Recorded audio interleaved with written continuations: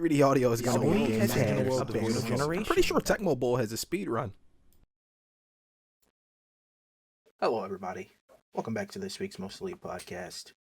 Today, we're doing a really quick, really mini review of the recently released Resident Evil 9, or Resident Evil Requiem if you go by the game's subtitle. But it's the ninth main entry in the Resident Evil franchise.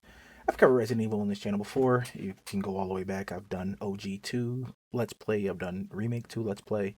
I've done a straight up review of 4. And I've done a little bit of a Let's Play for 4. That's not my entire experience with Resident Evil, as I have played every game. And I'm a huge Resident Evil fan, but those are just what I've done on the channel.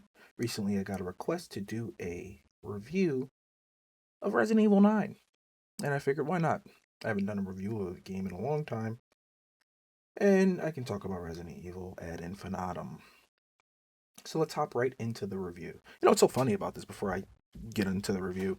My very first video on this channel is a review of Resident Evil 4 OG. My very first video. I think it was many, many years ago at this point. So it's pretty funny thinking about that. How I just still do the same stuff. I guess I'm just the same guy. I don't know.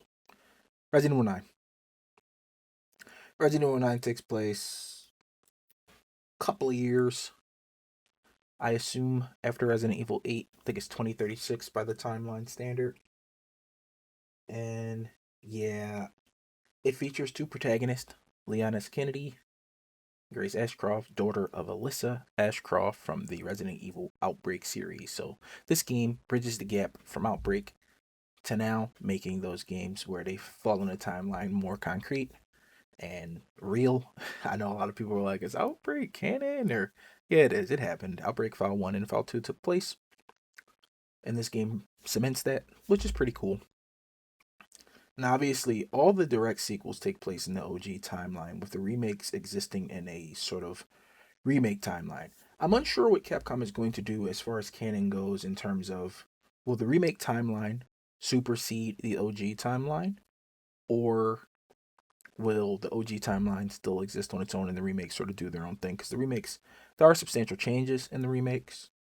And this game, the only reason I'm bringing it up is because this game, like all the most recent games, are an RE engine, as both remakes are. Remake 2 and Remake 3 and Remake 4 are the RE engine, but they have substantial changes, making them not exactly the games we remember, story-wise. Be it characterization changes, or be it events taking place in different orders, or some events not taking place at all. So I do wonder about where the timeline is going to go. But 9 takes place 2036. It directly bridges Outbreak to the current setting, with one of the main characters, Grace Ashcroft, being a direct character you control. So what's 9 about? That's a lot to unpack, actually. So I will just say that 9 is, or tries to be, it tries to bury the past, at least when it comes to viruses, because these are spoilers, obviously, but at the very end of 9, you unleash Elpis, which is a cure for virals. So it's basically the ultimate antiviral that Spencer created prior to his death in Resident Evil 5.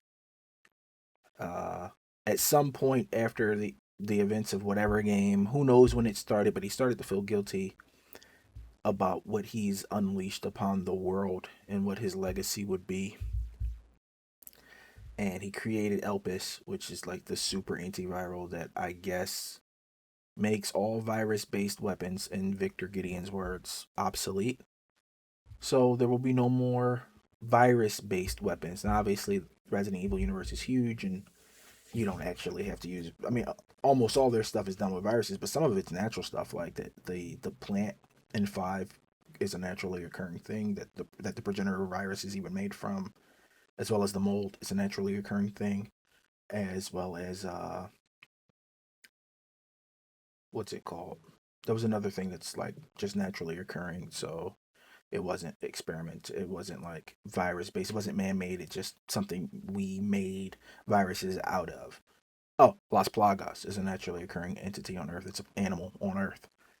So those three things, I mean, going forward, if we're not going to use viruses, you can still use the parasites, right? Like 5 and 4, the main villains are parasites. They're not virus based entities. They're parasite based creatures. So you could still do that, and obviously you could still do the mold, which is not eradicated. Uh, it's still very much a thing on Earth because it is a naturally occurring thing. I know he blew up the Megamycete, which is its mind at the end of 8, but that who's to say that that destroyed all mold? Unless mold was strictly at the Megamycete and nowhere else on Earth, which I do find hard to believe. If something like that, just I know things are regional, but a fungus or a mold like that, I just don't see it growing in one cave in Europe, and that's it, right? So, and with it being transported worldwide, I mean, look at the events of 7. It happened because a tanker with with teleporting a mold-based weapon, Evelyn, crashed. Who's to say multiple mold-based weapons weren't shipped across the world, right? Capcom sort of has carte blanche with these things because they leave them all open-ended. So they can do whatever they want with villains going forward, and I'm sure it'll be a compelling thing. I'm just giving 3 examples of, well, we can have mold, we can have the parasites, which are plagas, or we can do more with the progenitor virus plant thing. We can do more with that. I know because, they made viruses obsolete. So going forward, there'll be no more virus-based weapons. Or at least that's the assumption based off of what Victor Gideon says at the end of the game. And there's a lot in the story, and I kind of want people to go and play it. So I won't talk too much about the story. I will talk, however, about the gameplay. Resident Evil 9 is 2 games. It's Resident Evil 2 Remake and Resident Evil 4 Remake. And because it's 2 games, both games suffer for it. It's a fun game. It's very good. The design philosophy was push and pull, give and take. So when you're Grace, you're playing Resident Evil 2 Remake. So it's scary because Resident Evil 2 Remake, your actions are limited. You can run and stuff. There's no dodge button. There's no parry button like we got in 4. There's none of that stuff. It's a more traditional survival horror, which is great. Resident Evil 2 Remake is a masterpiece. So we got that again with the Grace sections. So the Grace sections are designed, even the care center where you start and play, it's basically the police station or mansion. It's a big labyrinthian building with keys and puzzles to get around. Great. They nailed it. Feels good. Feels good to play as Grace. It feels good to fight enemies like that, scavenging items and getting ammo. And Resident Evil, even this one does the thing. I know a lot of people are like, oh, it's inventory management and stuff. Even the OG Resident Evils, there's enough ammo in the game to kill every enemy in the game. And that much holds true in 9. As Grace, you can find enough ammo to kill every enemy in the care center. So by the time you switch to Leon and go back, he's like, this place is infested. It's like, no, it's not. I've killed everyone. There's no one here. Everyone's dead. Because you can do it with the exception of the bigger enemies. You can kill the chef. You can kill the chef and Chunk in your first playthrough with the exploder goop that you get. You can craft 3 of them, but you unlikely will. That's more of a second playthrough thing, but you can. So somebody probably did. But yeah, you're playing Resident Evil 2 when you're playing as Grace. That was clearly the philosophy. You can tell that that's what they were going for. And it shines through. It feels really good. It feels like you're playing RE2. She has limited inventory. She has limited weapons. Too limited, if you ask me, because in Resident Evil 2, you get quite a few weapons. You get the pistol. You get the triple shot pistol if you get the secret key. Like in I'm talking about OG. You get the burst pistol, the Matilda, which they give him back in 4. You get the shotgun, and then you upgrade it to the massive super shotgun. You get a rocket launcher, and that's just with Leon. I mean Claire. You get a couple of other weapons, and it's just like, even and in Remake you get the lightning gun. You of course get shotgun. the pistol, the burst attachment for the pistol, a flamethrower, a submachine gun, a rocket launcher. And it's just like, man, you get a lot of weapons in OG2 and in Remake 2. And in 9, Grace gets 2 guns. She gets the starting gun that she starts with. She gets another pistol and Molotov cocktail, acid bottle. Both of those really only come at the very end. And if you get the secret item, she gets a submachine gun and an unbreakable knife. That's it. 2 pistols, a submachine gun, a knife, and cocktails. An acid bottle is only at the very end, so I'm loath to even count that as a weapon for her. It is one, but it's not like you can use it throughout the whole game. And that's kind of, I wish they would have given her more. I wish they would have given Grace more weapons. That is a complaint that if I have complaints about Grace's section, it's the less weapons. She doesn't get a lot of weapons. And I know they didn't want you to feel empowered because her characterization is she's very scared of things and she struggles with self-confidence and she has a stutter. That stutter comes out, makes her sound more scared than she probably is in certain events, but she does have a stutter. And I can understand wanting her to feel underpowered. And the reason they want her to feel underpowered, which I'm getting to in my second point here, is Leon is playing a different game. Leon is playing Resident Evil 4 Remake.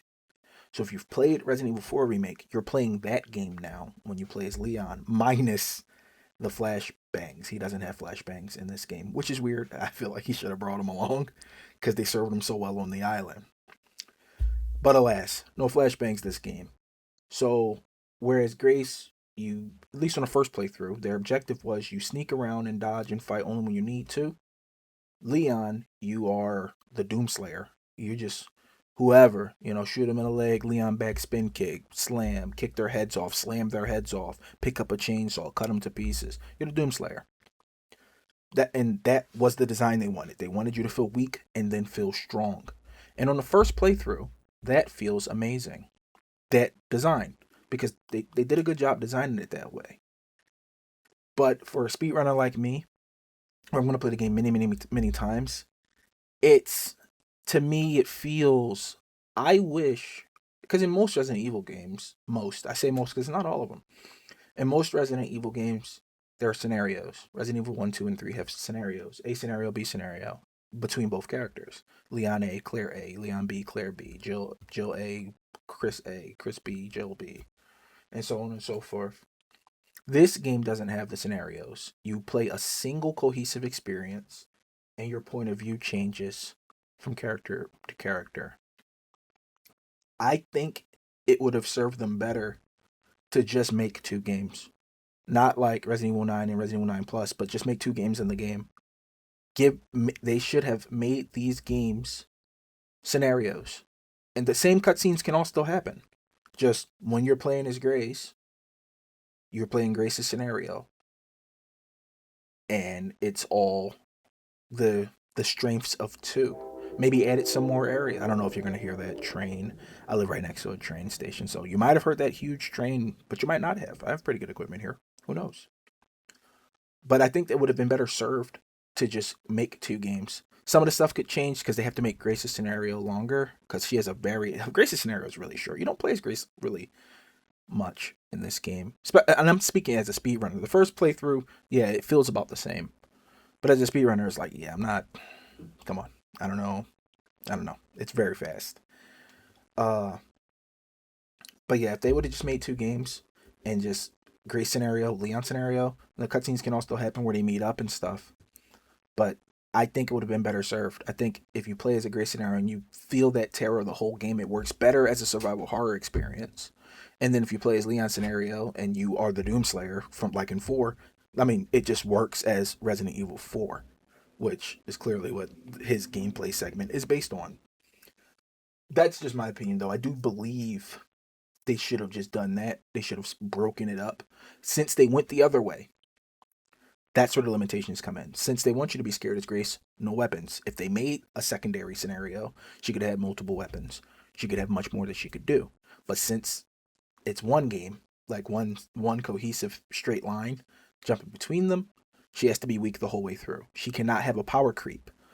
That's the thing. There's no power creep for Grace. You start Grace, and at the end, she's the same character you started with at the care center.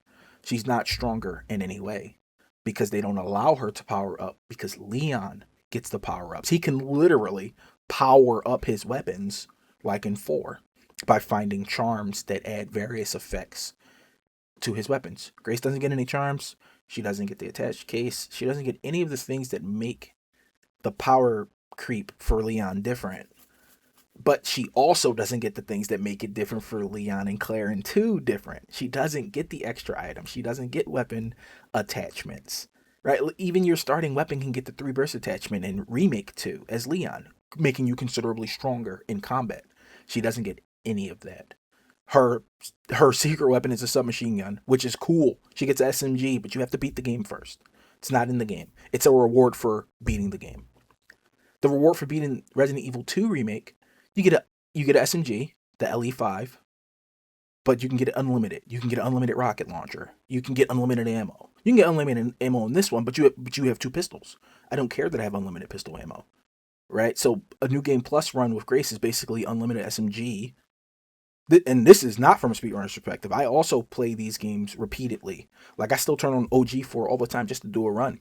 And New Game Plus is extremely fun in those games. They dropped the ball heavily with New Game Plus in this game. New Game Plus, you don't keep any of your stuff. None of it transfers over. You can start with the infinite stuff if you want. Again, as Grace, 2 pistols. And as Leon, whatever you start with. You still have to buy all the weapons with Leon in the shop.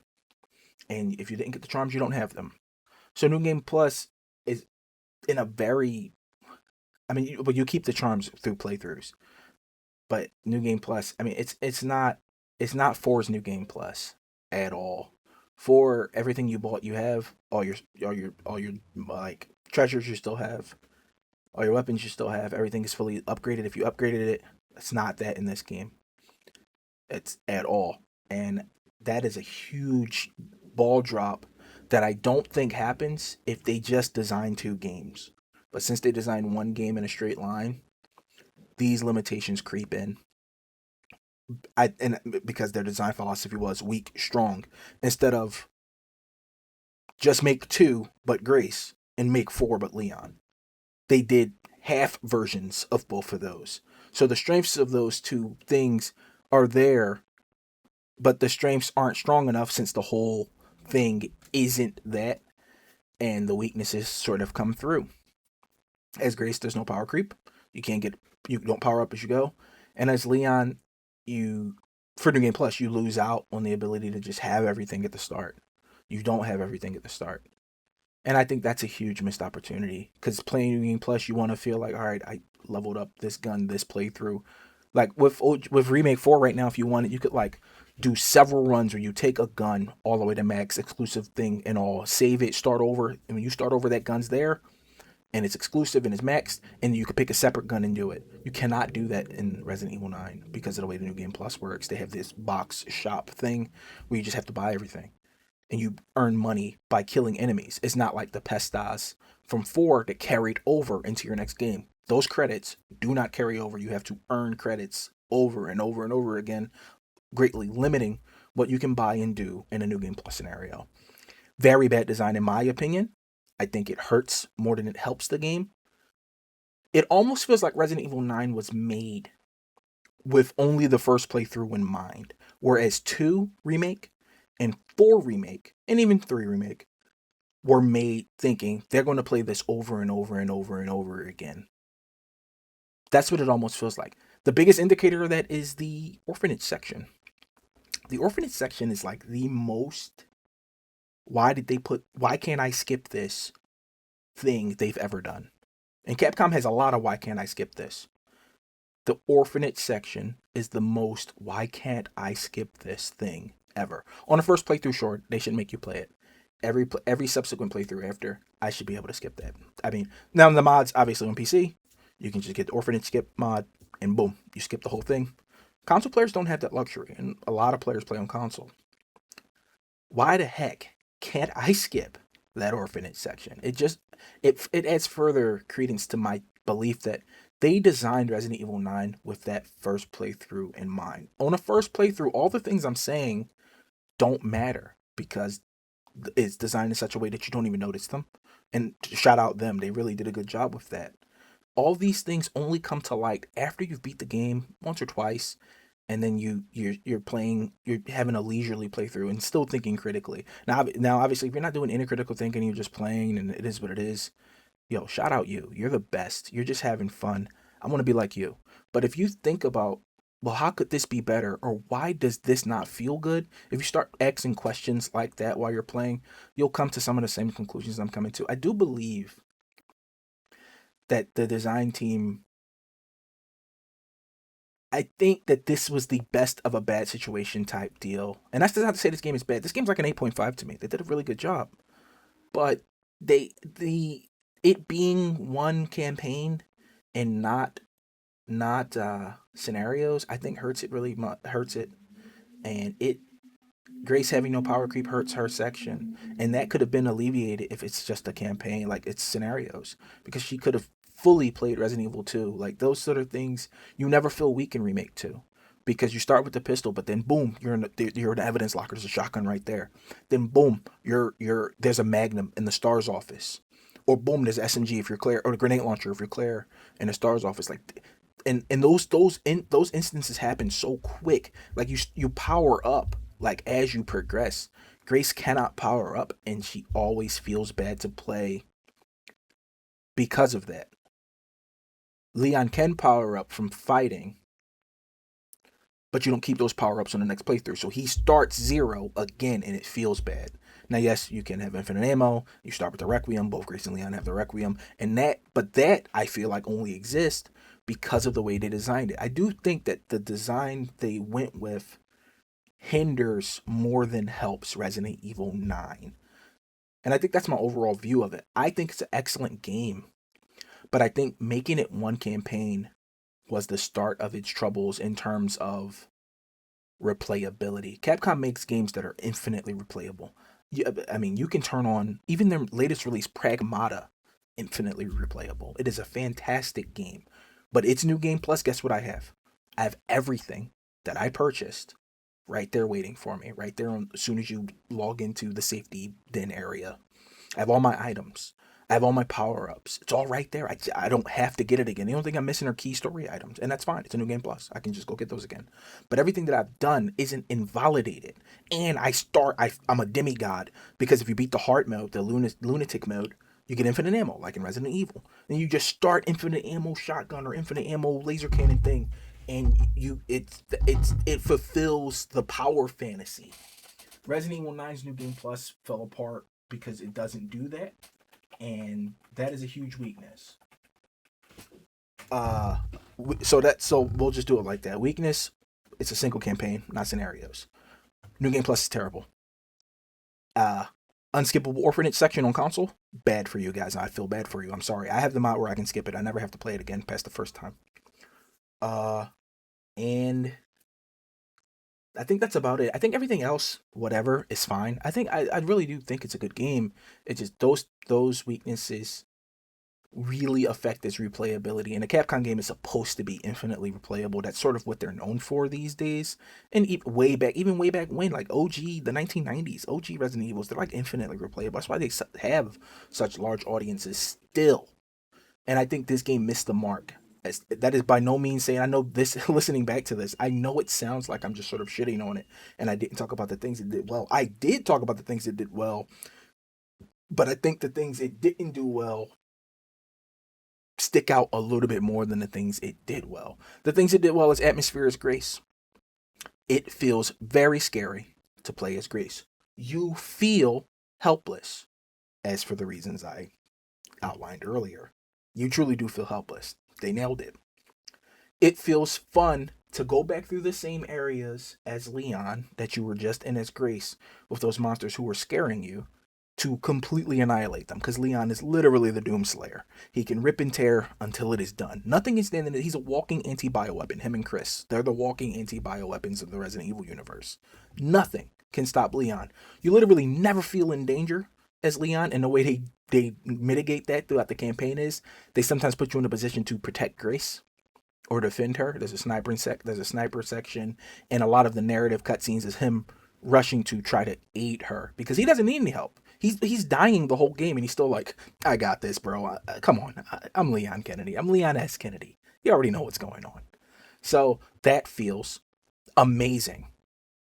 The story, I mean, it's just sort of a take it or leave it situation with the story, I think. I like some of it, I dislike some of it. But overall, if you have on the fence about Resident Evil 9, if you haven't played it yet, I don't know why you listened to this. You just ruined everything for yourself. But if you haven't played it yet, or if you have played it and you're trying to get your friends into it, show them this video. Tell them to like, comment, and subscribe. You've reached the end of the video on this one. It gets a passing grade for me. B plus, A minus range, 8.5. Good game. I really enjoyed it. I hope the story DLC is good. I hope maybe we see Ada. I would love to see Ada, because Ada appears in every game Leon is in, with the exception of like Gaiden, but we don't count Gaiden. Aiden appears in every game Leon's in, and she's not in this one. So it's like, oh man, I would have loved to see Ada. So hopefully we see Ada. Chris appears verbally in this one at the very end. You don't hear his voice, but Leon speaks with him. So maybe we'll see a Chris DLC. Chris is in like every mainline title with the exception of like 3 of them. So we'll probably see him. Maybe. So I'm very excited for that. They recently released a DLC called Leon Must Die Forever. It is a riff on Ethan Must Die from Resident Evil 7. It's a very cool roguelike minigame mode. If you haven't tried it, go play it. Very fun. And I think that's going to do it for the video. Thanks for watching as always. And we'll see you in the next one. Goodbye, guys.